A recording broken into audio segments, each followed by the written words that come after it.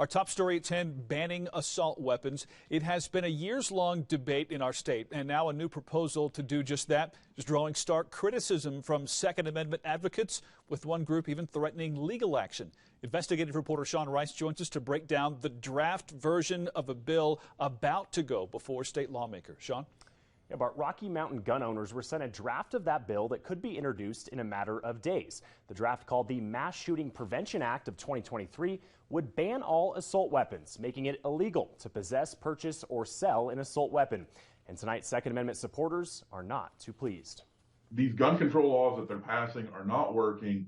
And it's time we take a different approach. That's Taylor Rhodes, the executive director of the Rocky Mountain Gun Owners. He is fiercely opposed to what is outlined in this bill draft, making it illegal to possess assault weapons, defined as a semi-automatic rifle, but also includes shotguns or handguns with the ability to attach large-capacity magazines. This ban is going after not just the weapons that we think of when we think of an assault weapon, like AR-15s or AK-47s or classifications like that. This ban goes after many shotguns, and we think a vast majority of pistols. The draft is allegedly written by Rhonda Fields, Elizabeth Epps, and Andrew Bosenecker, all Democrat lawmakers from Denver. The piece of legislation mentions multiple Colorado Springs mass shootings by name, including the Planned Parenthood shooting in 2015, and most recently, Club Q late last November.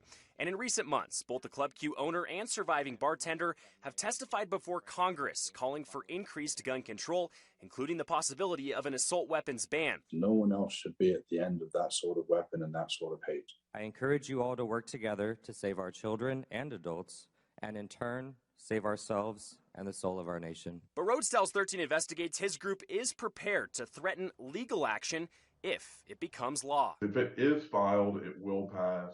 It will be signed by the governor, and we will file a lawsuit in the days after.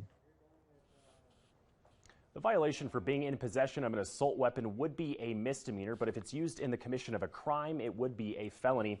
13 Investigates reached out to all three sponsors listed on that bill draft. We wanted to hear from them, but tonight we have yet to hear back. Reporting live in the studio, Sean Rice, 13 Investigates.